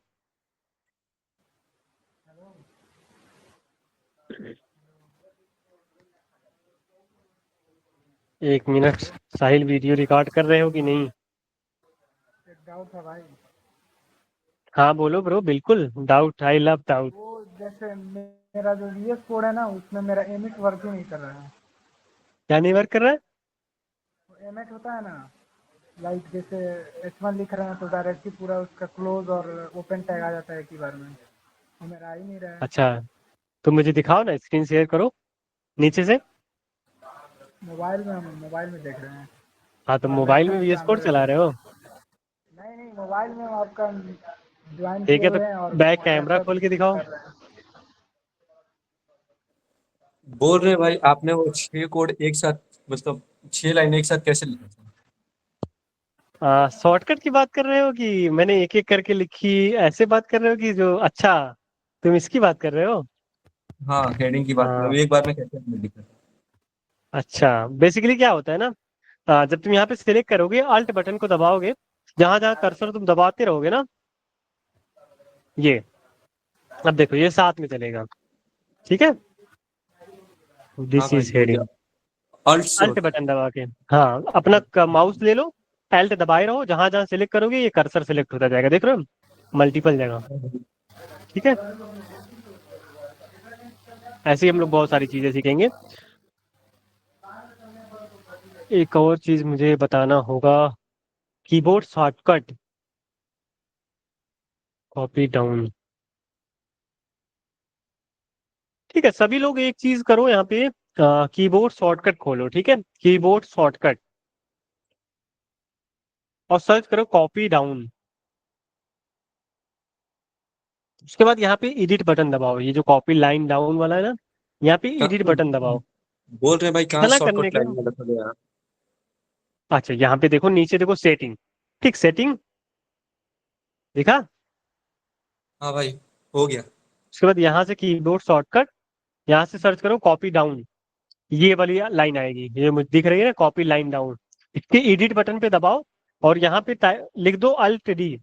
Alt D, ये जो मैंने अल्ट डी लिखा है ना, इसको लिख के इंटर कर दो।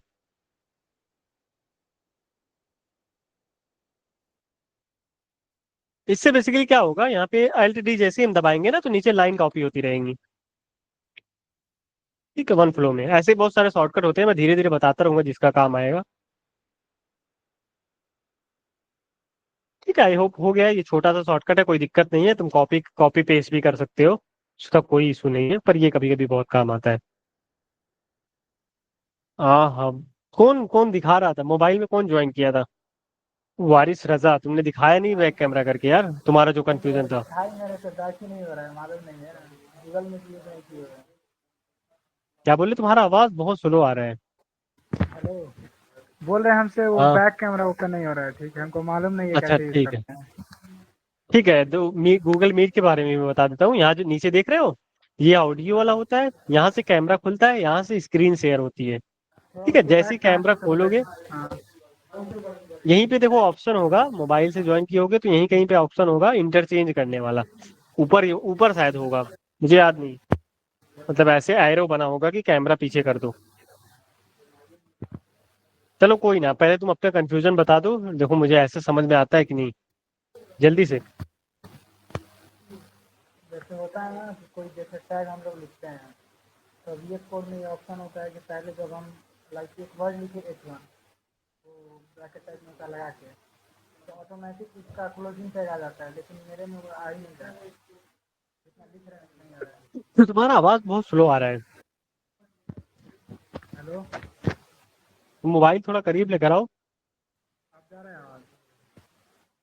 हेलो हेलो हाँ बोलो। हेलो, अब जा रहा है आवाज़? हाँ बोलो। हाँ हाँ, अब आ रहा है। जैसे VS कोड में ये ऑप्शन होता है ना कि कोई अगर एक वर्ड लिखे तो उसका जो टैग होता है वो सारे टैग ऑटोमेटिक आ जाते हैं, ओपन और क्लोजिंग अच्छा, टैग के साथ। मैंने बताया था आ ना, नहीं रहा ऑटो है, रीनेम टैग एक्सटेंशन इंस्टॉल कर लो। वो हो चुका है, ये ऑलरेडी किया हुआ है, फिर भी नहीं हो रहा है। ये ये ऑटो रीनेम टैग ये वाला है ना, यही वाला इंस्टॉल करना।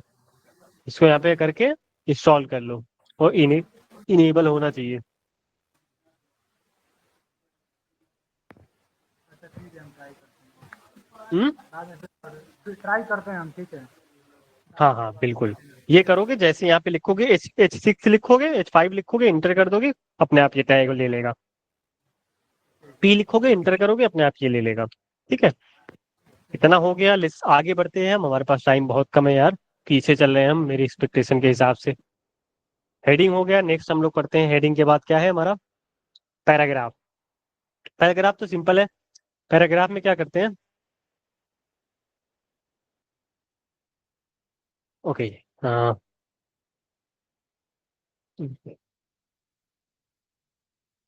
हेयर इज पैराग्राफ, उसको कमेंट कर देंगे हम नोट्स के लिए। अब पैराग्राफ क्या होता है? छोटे छोटे से अक्षर आते हैं, दिस इज पैराग्राफ। सिंपली है, बस इसमें कुछ नहीं है, पैराग्राफ यही होता है। ये हो गया पैराग्राफ। मतलब हम छोटे से जब कुछ टेक्स्ट लिखना चाहते हैं लंबा लंबा, तो उसके लिए काम आता है। ठीक है, S6 से भी बड़ा होता है ये। This is second paragraph. इन सब का यूज जब करोगे ना, तब पता चलेगा और मजा आएगा। अभी के लिए इतना, चलो हो गया। इतना हो गया, आई थिंक सबका पैराग्राफ समझ हो गया।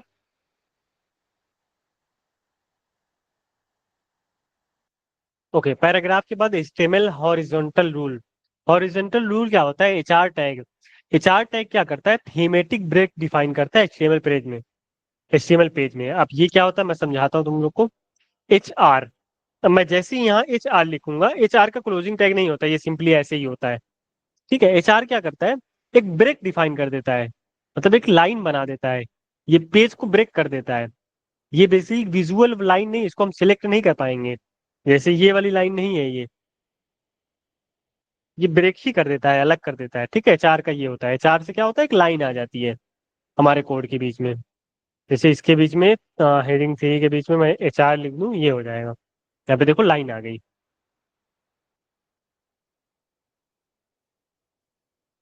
HR is line break. हो गया, HR भी समझ गए, सिंपल सा टैग था। HR में कुछ नहीं होता, क्लोजिंग टैग नहीं होता है, मतलब ये क्लोजिंग टैग HR में नहीं होता है, सिर्फ इतना लिख दो। ठीक है, कोई क्वेश्चन तो नहीं है ना? हाँ ठीक है, नेक्स्ट नेक्स्ट आगे बढ़ते हैं हम। The next is BR tag क्या होता है?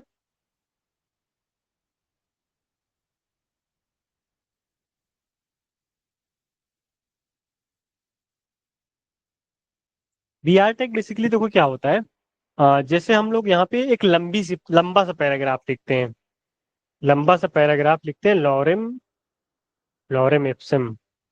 ठीक है, ये है लंबा सा पैराग्राफ हमारा। ठीक है, ये इतना लंबा सा पैराग्राफ है, 3 लाइन में आ रहा है। अच्छा, कोई लोग ये कंफ्यूज मत होना कि ये लॉरेम इप्सिम क्या है। बेसिकली वीएस कोड या कोई भी कोडिंग आईडी ने एक फीचर दे रखा है कि हम डमी वर्ड्स अपने कोड में ला सकते हैं। जैसे लॉरेम लिखोगे ना, लॉरेम लिखोगे, इंटर करोगे ना, यहाँ पे डमी वर्ड्स आ जाएगा। इसका कोई मतलब नहीं है, ये सिर्फ डमी वर्ड है। ठीक है, लॉरेम इंटू 100 लिख दोगे, लॉरेम इंटू 100, तो 100 लाइन का ये कोड आ जाएगा। ठीक है, ये डमी वर्ड है, इसका कोई मतलब नहीं है, तो टेंशन मत लेना कि ये कहाँ से आ गया। पता नहीं, किसी लॉरेन नाम के था, उसी ने बनाया होगा, इसीलिए इसका नाम लॉरेन पड़ गया। ठीक है, ये डमी कोड हमने लिख लिया यहाँ पे, ये 2 लाइन में आता है। ठीक है, बी आर टैग को हम यूज कैसे करते हैं? लेट्स सपोज इसके बीच में हम बी आर टैग लगा देते हैं। अब देखो तुम लोग क्या हुआ है, कोई बताएगा डिफरेंस क्या हुआ है? लाइन ब्रेक हो गया है। लाइन ब्रेक हो गया है, वो सेकंड लाइन में चला गया है। अभी लेट्स सपोज हम यहाँ सिक्यूई के बाद, हाँ, हम अच्छे वर्ड ही लिख लेते हैं, तुम लोग फालतू में कंफ्यूज हो जाओगे। Okay, okay, I am Mohammad Rafi, this is start with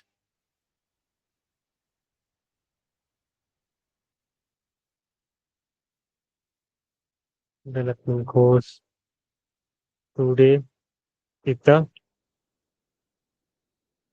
ठीक है, अब यहाँ पे जैसे ही हम बी आर टैग लगाएंगे, देखो क्या होगा, दूसरी लाइन में चला गया। ठीक है, यहाँ पे भी हम बी आर टैग लगा देते हैं, दूसरी लाइन। तो बी आर टैग का यूज इसलिए होता है, ठीक है, समझ गए? एच आर का समझ गए हो? यहाँ पे एच आर, अब जो जो हमारी अलग अलग चीजें हैं उसके बीच में एच आर यूज कर लेते हैं।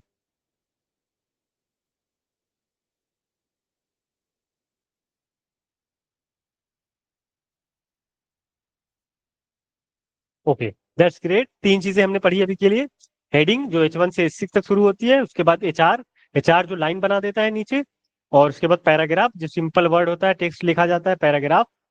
उसके बाद सिंपली हमने पैराग्राफ के अंदर बी आर टैग को यूज किया, जो लाइन ब्रेक कर देता है। इसको हम हेडिंग के अंदर भी यूज कर सकते हैं, कहीं भी यूज कर सकते हैं, जहां भी यूज करेंगे ये लाइन ब्रेक कर देगा। ठीक है, ये 5 एलिमेंट हमने कर लिए।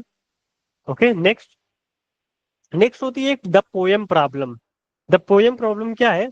हमने एक पोएम लिखी, ठीक, अच्छा, ठीक है, हमने एक पोएम लिखी। अब ये पोएम देखो तुम लोगों ने, मैंने तो ऐसे लिखी है, अच्छे से एकदम, है ना? फिर भी ये पोएम यहाँ पे हमारे HTML के कोड में, ब्राउजर में ऐसे आ गई, गंदे तरीके से, एक ही लाइन में। तो इसका क्या सोल्यूशन है? समन प्लीज कमेंट और स्पीक। ये पोएम जैसे मैंने यहाँ पे लिखी है वैसे यहाँ पे तो आनी चाहिए थी, बताओ। इसमें बीआर टैग यूज नहीं हुआ है।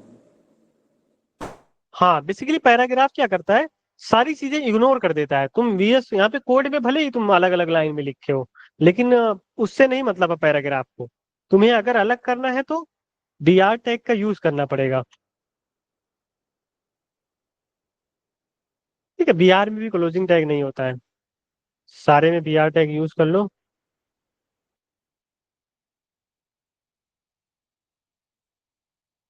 ठीक है, ये देखो ये पोएम बन गई, ये हमारे जैसे हमने यहाँ पे लिखा है वैसे ही आ गई। तो इसका एक और अच्छा तरीका होता है प्री, प्री टैग को हम यूज करते हैं, प्री, ये प्री टैग, ये प्री टैग है। यहाँ पे लिख देंगे हम प्री, नीचे अपने आप प्री लिखा गया, ये ध्यान रखना। तो प्री टैग क्या करता है, जो भी चीज जैसे VS कोड में तुम लिखोगे वैसे वैसे लिखाएगी। अब यहाँ पे हमें इसकी जरूरत नहीं है बी आर टैग की। प्री अगर हमने लिख लिया तो बी आर टैग की जरूरत नहीं है, जैसे हम VS कोड में लिखेंगे वैसे ही वहां पे वो लिखाएगा। ठीक है,